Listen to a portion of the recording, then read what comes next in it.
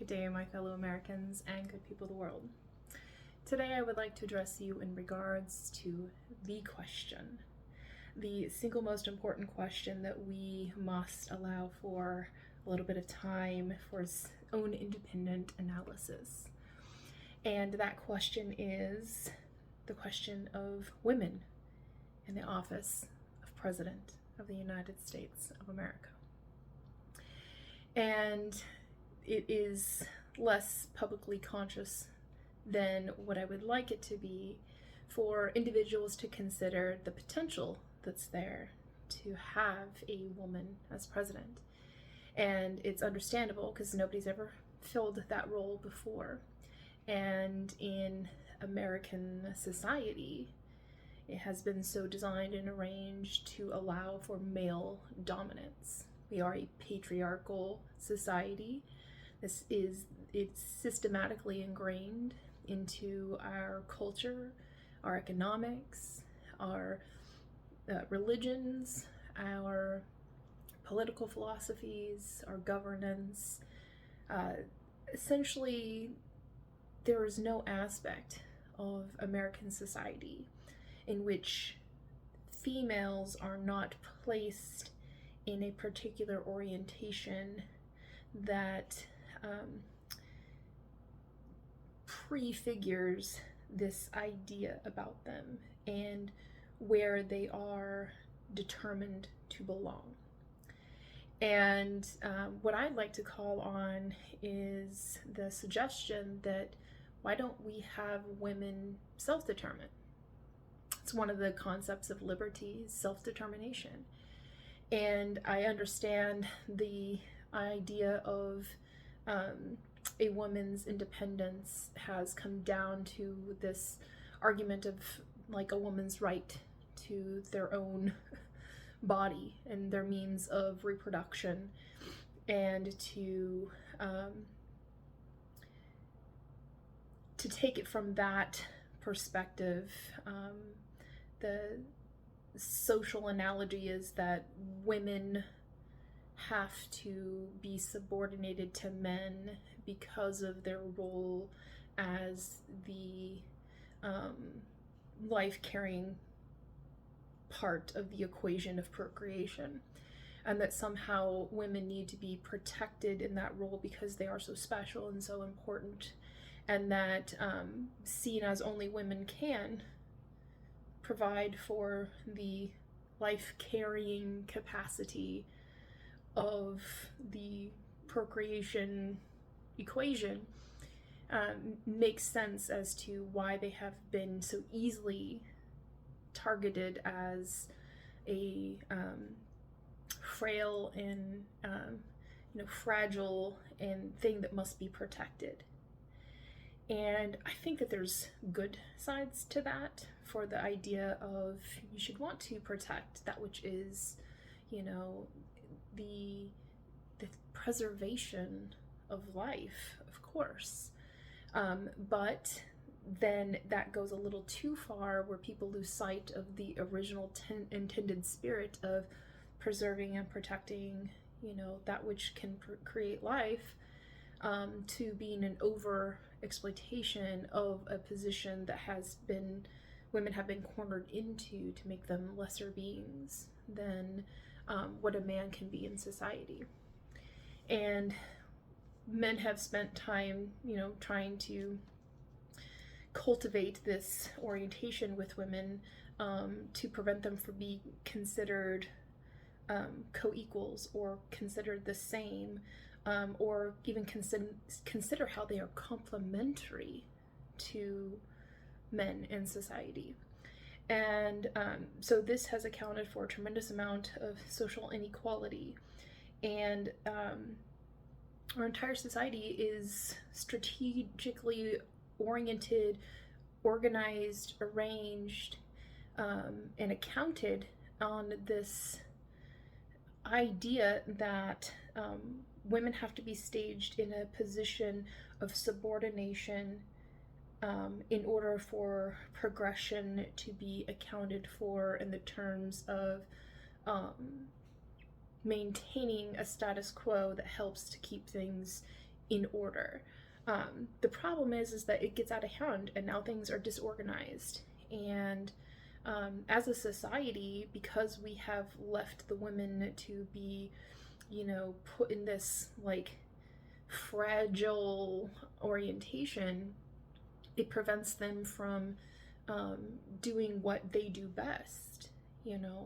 Like a woman's natural instinct is to, take care of home and think of everyone and everything. And instead of recognizing that as like an authentic, genuine value, it's been reduced to this idea of that's all a woman can ever do, all that they're good for, be a good little homemaker sort of thing. That leaves society as a whole under-resourced, and really creates this whole public conscious crisis of our intelligence, because we are not able to cultivate the brilliance of women and their capacity to be receptive, their capacity to have intuition and to be imaginative and creative and caring and concerned, but also at the same time very critical and capable, and with resilience and fortitude. I mean, for Christ's sakes, the woman's body is the only one physically capable of going through a physical transformation, an entire metamorphosis of life within them over a short 9-week period, and then bounce back to original state, and then continue to produce the vital means to extend, life outside of the womb. Only women have that capacity. So instead of thinking that that's all they're good for, that's all that they can do, and that they need to be protected in this, orientation because it is so vital to the continuation of civilization and our species, we have to understand that we as a society need to look to the commonalities of women becoming as free as men are, to exist outside of this home paradigm, so that we can equalize women's status in society relative to men. So we no longer have to have separations in our economic dimensions, and we would be able to establish that if we took on the revolutionary approach to reshaping and transforming the relationship between women and the productive capacities of society. If we women are the crucial element of reproduction for the continuation of human life, it would be wise to assume that more than just our physical capacities, but something inherently and innately within ourselves, is the capacity for us to be reproductive of things that which would help to extend life. And from that role, I think it's interesting if you take it as a woman developing the perspective of her capacity for synthesis, of again thinking of everyone and everything, and being able to maintain a home, and not just a house but a home, and cultivating safe space and creating this sense of the world is expansive and welcoming, and a safe place with welcome invite. Women are able to bring people together in that space, and what we would be capable of doing if a woman is liberated and into the position of becoming POTUS, it would be able to shift the measure of society's general values. It would be an emancipation of our limited beliefs that have prevented us from being able to solve some of the world's most entrenched problems, which I believe they are all just products of women's undervalued status in society. I think that you can see this because it doesn't matter what the orientation of the type of government structure it is, whether it's communist, socialist, capitalist, monarchy. All of them are based on this idea that women's subordination is a constant in every form. And none of those governing orientations have been able to solve for the human condition in such a way where we don't have to worry about not having, starving people and not having enough resources to support a growing population. And because of that, our devaluation of women in terms of a merit system that is oriented to male standards in a capitalist economy, and in a democracy where, even in America's democracy, which is supposed to be the ideal model of it, women's suffrage, was a very hard fought for and won progress. And even still, there's many people that are in the positions of government today, at state level and at the federal level, that want to work as best they can to create policies that make it just obnoxiously inconvenient for a woman to vote, to the point where stripping her of her right to be able to vote if she takes on her husband's name when she gets married. And it's setting women specifically at a disadvantage because, in the traditional sense, in the most common orientation, when people get married, a woman takes on the husband's name. Sometimes the husband takes on the woman's name, and sometimes the woman retains her name and hyphenates it. But they're trying to create a system that says, if your name doesn't match what it says on your birth certificate, then we're going to make it extremely difficult, if not utterly impossible, to vote. And so they're disenfranchising women. And those type of laws are specifically towards women or individuals who have chosen to take on name changes for other personal reasons. And so this is an isolation and a perversion of the system of protecting the integrity of our vote, by singling out individuals to make it difficult for them to vote. And women are overabundantly the targets for such practices. Again, another male orientation of trying to stifle women's capacity to be considered co-equal in society. And if we look at women's status in terms of only having these distinct roles of service, homemaking, childbearing and rearing, we leave ourselves in a bind that is making us hypocritical and contradictory to our founding principles of liberty. And I believe that if we seek reform in such a regard to have a woman become president, intentionally ascend a woman into that position, opening that opportunity, it will represent what society needs to have reflected back to them and reconfirmed of the concept of liberty, and liberty for each without inequality, liberty for each with equality among all. That is the personal initiative to which a woman president would be able to embody by their very act of campaigning.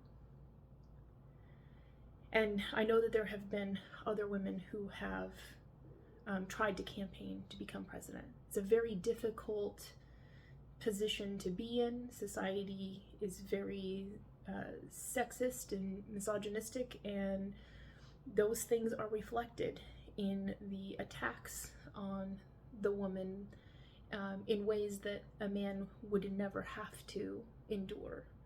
And this is, deeply embedded in the social, cultural ontology, and it is basically just opening the gates for that to unfold.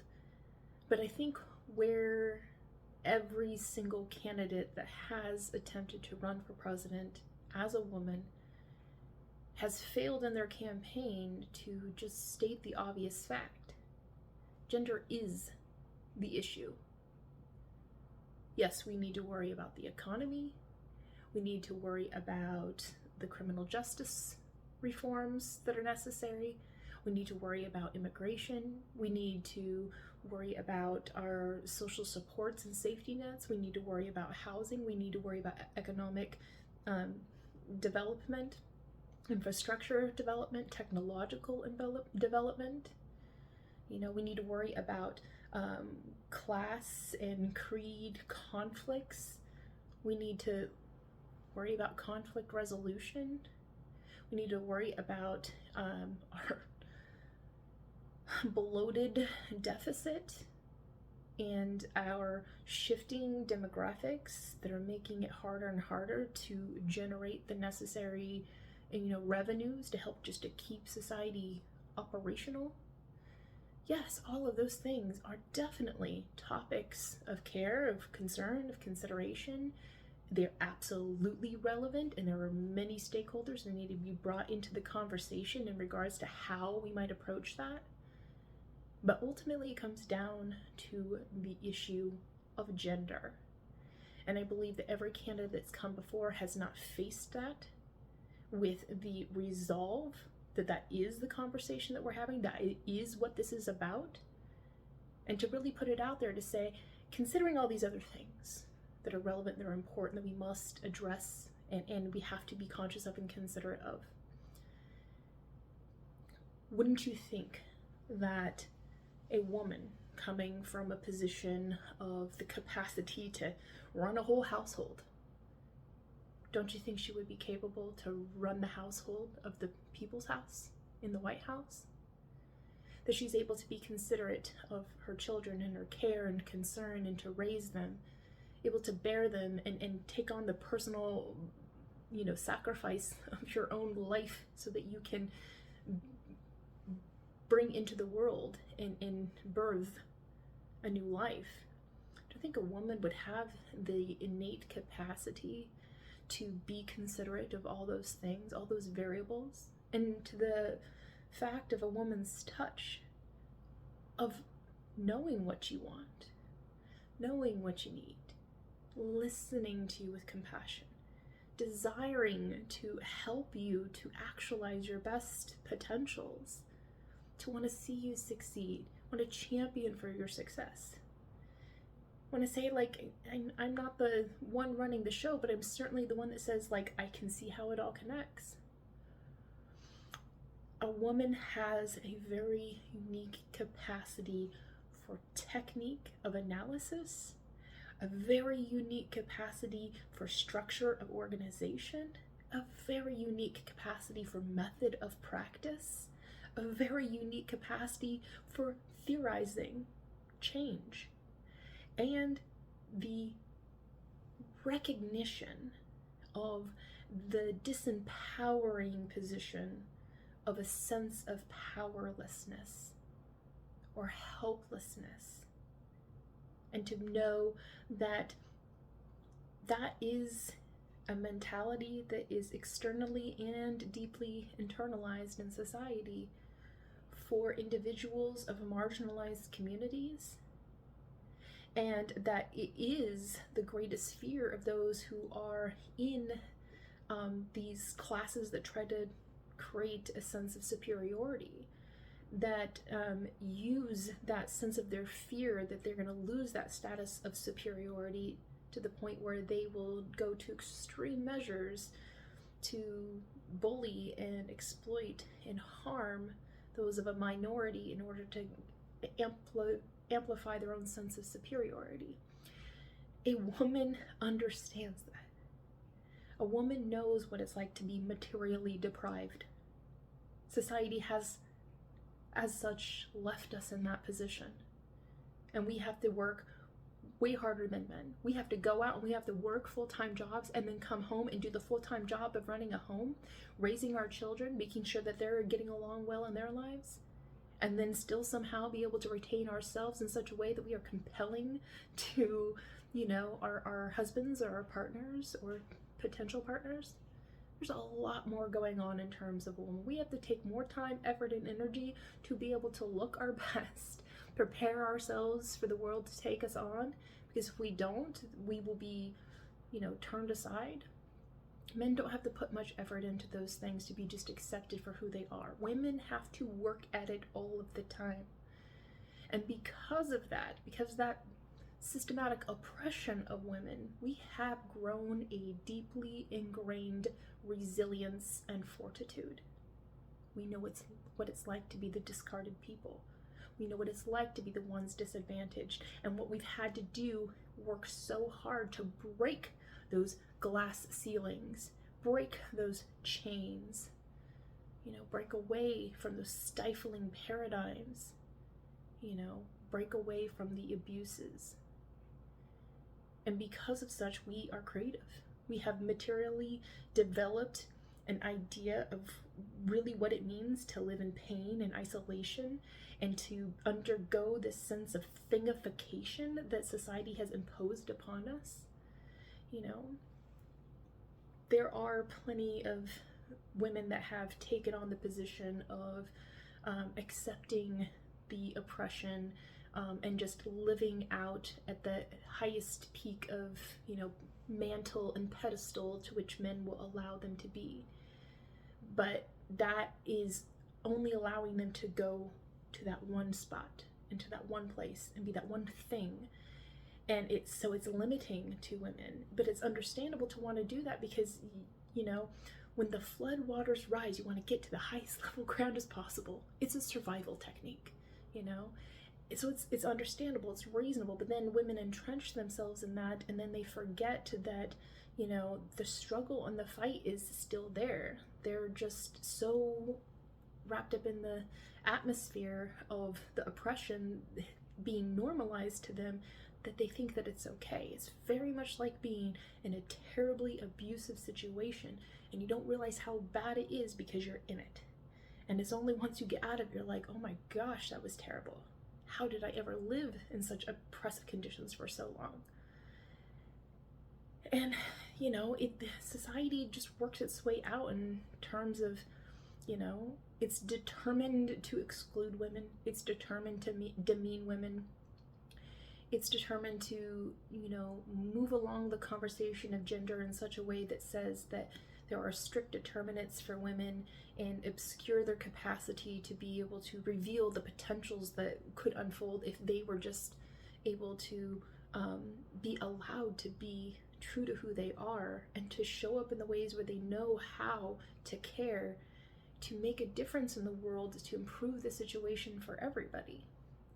And I think that it's the orientation with liberty that we really have to see as the reason why a woman could individually achieve the heights of the development of a reform within our governing systems, because of their capacity to self-develop, and that women don't need arbitrary interferences in their lives in order to extend them measly offerings in a meritocratic system that is goal-oriented towards men being the prestigious superior gender or whatever. It calls for us to find women that are able to become leaders and have a sense of wanting to elevate the identity of the minority, elevate the identity of the non-traditional role, elevate the identity of what we should be expecting for our leaders in terms of they should be improving their own abilities and improving the abilities of others so that we can all benefit from these mutual, capabilities increased. And women show in their very actions, they role model this beautiful demonstration of what it's like to serve and to show a firm resolve and to be knowledgeable and caring about others, to be an example to others, to practice and develop the abilities that come from practice of counseling and guiding, and to helping to, role play and establish, experience for those within their realm of care, so that they can grow in that knowledge of interaction and experience, in kind of the concept of creating something together that is so much bigger than what any one of us can do alone. A mother and their role for their child is to kind of be that soundboard for them when they come up with these interesting ideas. I was thinking of doing this, an inspiration to them, a guidance to them, a stern voice of reason when necessary, these sorts of things. It's a natural capacity within women to do that. And I'm not saying that men don't have that capacity, because I believe they do, because I believe this is a part of the feminine energy of the universe, and everybody has feminine and masculine energy. And so there are, of course, men that can be caregivers, and they have that natural tendency. But society in its patriarchal orientation prevents those type of men from self-actualizing and forces them to stifle that aspect of themselves, deny it, reject it, because it doesn't fit into the conformities of woman-man roles. And so electing a woman into the position of president would help to liberate that. I'm not saying it would solve overnight, but it's going to bring that issue to the surface, and it's going to air it out like dirty laundry for everybody to see, and we're going to have to address that grievance. We're going to have to deal with that problem. But we'll be able to do so in such a way where it's like, we're not trying to, say it's any group's fault, it's not the men are doing the wrong thing, the women are doing the wrong thing, but just rather, can't you see what over time society has created, this very limiting paradigm that we exist in? And because of that, we're not able to self-actualize to become so much more. And so we need something to break away from that norm. We need something that can wake us up from this, nightmare of a situation that is basically showing us how the world can't work for everyone based on its current orientation. I think that by electing a woman into the position of president, we will be able to automatically remove, nullify obsolete models. And the orientations of the paradigm of old world models will be nullified. They're holding us back. They won't be able to hold us back anymore, because we will be living in a new reality. Nobody would be able to question the truth of the matter that there was a woman as president of the United States. Reconcile that one in your head. And yeah, sure, there's going to be a lot of personal conflicts, and people are going to have to deeply self-reflect, and hopefully they grow from the experience into a sense of like, a woman really can do this, and not to say it shouldn't be without challenge, like, show us what you're made of, you know what I'm saying? And the woman who's in that position to say, bring it on, don't try to sabotage the situation, certainly, because that doesn't serve anybody's best interest. Challenge, absolutely. Critique, vital and necessary. We need that valid, truthful, fact-based critique, so that we have an edge by which we can say, okay, that's how not to do it, so that we can improve and we can grow. Growth, that development, all of those things are a vital part of becoming a leader. It's not pretending like you know everything. It's epistemic humility. It's personal humility. It's being able to accept, I'm not everybody's cup of tea, but I'm grateful for those who take a chance on me, and it says that any ways that I, falter or I fail, it is not because for lack of trying to do it right, but but one person can make mistakes.